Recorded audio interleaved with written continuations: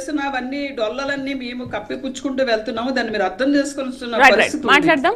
శంకర కృష్ణవేణి గారు మనతో పాటు జాయిన్ అయ్యారు. నమస్తే అండి కృష్ణవేణి గారు. కృష్ణవేణి గారు మ్యూట్లో ఉన్నారు, ఒకసారి చూసుకోండి. వీడియో కూడా ఆఫ్లో ఉంది. కృష్ణవేణి గారు రైట్, కృష్ణవేణి గారితో మాట్లాడే ముందు ఒక చిన్న బ్రేక్ తీసుకుందాం. రైట్, నమస్తే కృష్ణవేణి గారు. నమస్తే మేడం. కృష్ణవేణి గారు మీకు అలాగే ప్రైమ్ లైన్ వీక్షకులకి మరియు ఇతర ప్రతినిధులకు కూడా నమస్కారం అండి. రైట్, అధికారులు అసలు ఎవరు కూడా స్పందించట్లేదు, సహాయ సహకారాలు ఎక్కడా అందట్లేదు అని అంటున్నారు. తుపాను ప్రారంభమైనప్పటి నుంచే మంత్రి నాదెండ్ల కూడా జనసేన ప్రజాప్రతినిధులకు నాయకులందరికీ కూడా ఒక దిశానిర్దేశం చేశారు. తుపాను ముంపు ప్రాంతాల్లో కూడా మీరందరూ పర్యటించి వాళ్లకు సహాయ సహకారాలు అందించాలి అని. మరి అందించట్లేదు, అసలు ఎవరు ఏమీ చెయ్యట్లేదు, అధికారులు స్పందించట్లేదు అని ప్రతిపక్ష నాయకులు అంటున్నారు. మరి ఎందుకు ఇలాంటి కామెంట్స్ వస్తున్నాయి? అంటే కుటుంబ ప్రభుత్వాన్ని వాళ్ళు ఫాలో అవ్వట్లేదు అన్నది క్లియర్ గా అర్థమవుతూ ఉంది మేడం. ఎందుకంటే సోషల్ మీడియాలో ఫేక్ ప్రచారానికి అలవాటు పడినటువంటి ఈ వ్యక్తులు, వైఎస్ఆర్సీపీ నాయకులు, నిన్న పూర్తిగా విపత్తు స్టార్ట్ అవ్వకుండానే వాళ్ళు సహాయ సహకారాలు అందించినట్లుగా కొన్ని ఫోటోలు వాళ్ళ అఫీషియల్ మీడియాలో, సోషల్ మీడియాలో రిలీజ్ చేయడం జరిగింది. అవన్నీ చూసి చాలా మంది నవ్వుతూ ఉన్నారు. ఎందుకంటే పాత ఫోటోలు తీసుకొని వచ్చి ఎడిటింగ్ చేసుకునేటువంటి సాంప్రదాయం వైఎస్ఆర్ చేయలేదంటున్నారు కదా. వైసీపీ నాయకులు ఏమంటారు? రామారావు గారు అదే మాట్లాడుతున్నారు. అసలు మేం చేయలేదు, అవన్నీ విష ప్రచారాలు తప్పు అని అంటున్నారు. మరి ఎవరు చేశారు మేడం? అదే చెప్తున్నా, వాళ్ళ అఫీషియల్ హ్యాండిల్ నుంచే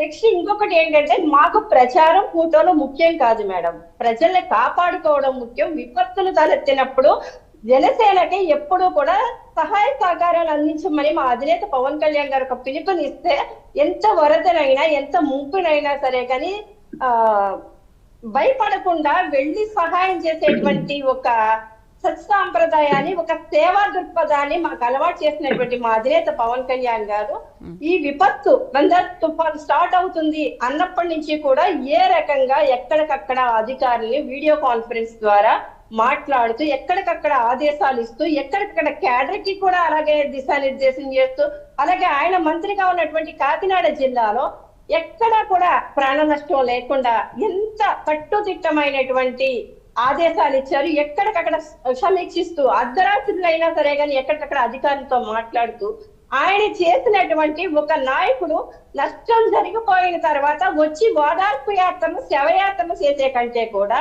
ఆ ప్రాణ నష్టం సంభవించకుండా ఎలాగో ఒక నాయకుడు చెయ్యొచ్చు, ఒక ప్రజానాయకుడిగా ఉన్నటువంటి వ్యక్తి ఏ రకంగా ప్రజలకి సేవ చేసి ప్రజల్ని కాపాడుకోవచ్చు అన్నది ఏపీ డిప్యూటీ సీఎం గారు ఒక ఉదాహరణ అండి, ఒక ఐకాన్ కూడా ఈ రోజు. ఎందుకంటే చాలా సార్లు విపత్తులు జరిగిపోయిన తర్వాత వెళ్ళి అక్కడ ఫోటోలు దిగడమో, లేకపోతే ప్రజల్ని ఓదార్చడమో, లేకపోతే అక్కడ పంట నష్టాలకు కావచ్చు, ప్రజల ప్రాణ నష్టాలకు కావచ్చు, అక్కడ ఆర్థిక ప్యాకేజీలు ప్రకటించడమో ముఖ్యం కాదు.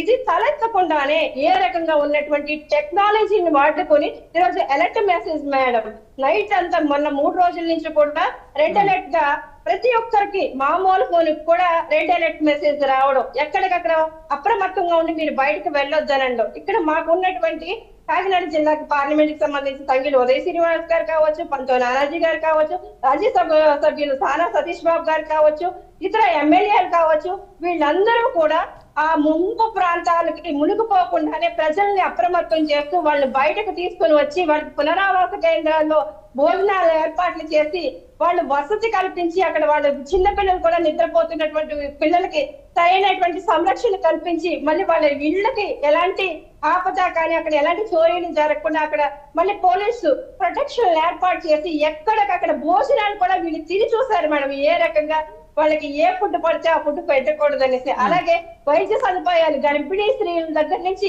ఎక్కడికక్కడ మందులు ఏర్పాటు చేసి ఏ రకంగా సంరక్షించుకున్నారు. ఏపీ డిప్యూటీ సీఎం గారి ఆదేశాల మేరకు, అలాగే గౌరవ ముఖ్యమంత్రి చంద్రబాబు నాయుడు గారి ఆదేశాల మేరకు కూడా ఏ రకంగా ఇక్కడ అధికారులు నడుచుకున్నటువంటి తీరు కావచ్చు, అలాగే ఇక్కడ రాజకీయ నాయకులని అనడం, ఇక్కడ ఒక సేవాభావంతో పనిచేసేటువంటి ఎమ్మెల్యేలు కావచ్చు, ఎంపీలు కావచ్చు, ఇతర కూటమి నాయకులు కావచ్చు, ఏ రకంగా వ్యవహరించారన్నది ఇక్కడ క్లియర్ గా కాకినాడ జిల్లాలో తెలుసు. అలాగే రాష్ట్రంలో చాలా చోట్ల చూసాం. నరసాపురం సైడ్ మళ్ళీ ఈ విపత్తు వెళ్ళడం కావచ్చు, అలాగే నాదెండ్ల మనోహర్ గారు అక్కడ ఏలూరు రావడం కానీ అక్కడ ఆయన నైట్ కూడా పర్యటించడం, ఇవన్నీ కూడా జీర్ణించుకోలేనటువంటి శవరాజకీయాలకు అలవాటుపడినటువంటి జగన్మోహన్ రెడ్డి గారికి మాట్లాడటానికి తాడేపల్లి ప్యాలెస్ లేకపోతే బెంగళూరు ప్యాలెస్ లో ఉంటున్నటువంటి ఈ వ్యక్తి అక్కడి నుంచి మాట్లాడుతూ ఉంటాడు. వీళ్ళకి ఏదో ఒక మాటలు పడేయడం, ఆ మాటలతో మాట్లాడు అంటే ఇక్కడ పర్యటించడానికి కూడా ఏమీ లేదు. పర్యటించడానికి ఏంటి మేడం, ఈ రోజు చాలా ముంపు ప్రాంతాలు ఉన్నాయి, చాలా చోట్ల గండి కొట్టేసింది.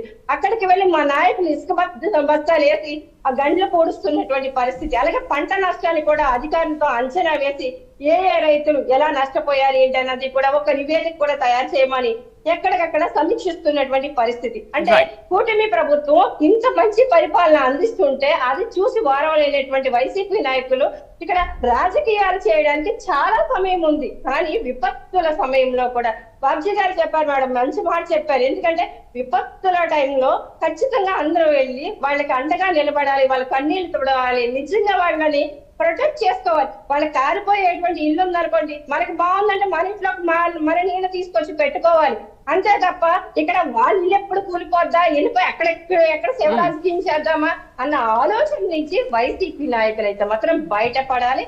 ఇవాళ ఏపీ డిప్యూటీ సీఎం గారు ఈ జిల్లాకి మంత్రిగా కూడా పనిచేస్తున్నారు కాబట్టి ఆయన తీసుకున్నటువంటి మంత్రి నారాయణ గారు కూడా రావడం జరిగింది. ఇక్కడ ఆయన తీసుకున్నటువంటి నిర్ణయాలు కావచ్చు, రేయింబవళ్ళు ఆయన అలర్ట్ చేసినటువంటి విధానంతో ఈ రోజు ఈ విపత్తు నుంచి అయితే మాత్రం అందరూ కూడా కోలుకొని కొత్త జీవితంలోకి మళ్ళీ అడుగు పెడుతున్నటువంటి పరిస్థితి మేడం. ప్రకృతి వైపరీత్యాలు కూడా అలర్ట్ గా ఉంటే ఎలాగా తట్టుకొని నిలబడవచ్చు అనేది కూడా ఈ రోజు కూటమి ప్రభుత్వం ఒక ఉదాహరణగా తెలిసింది, ప్రజల ప్రశంసలు అందుకుంటూ ఉంది. రైట్, బ్రేక్ తీసుకుందాం. రామారావు గారు, మరి మీరు కూడా మాట్లాడుతున్నారు, ఫేక్ ప్రచారాలు మేము చేశామంటున్నారు, మీరు ఆధారాలు చూపించాలి అని అంటున్నారు. ఓకే, ఇప్పుడు కూటమి ప్రభుత్వం కూడా అదే మాట్లాడుతుంది, మేము ఇంత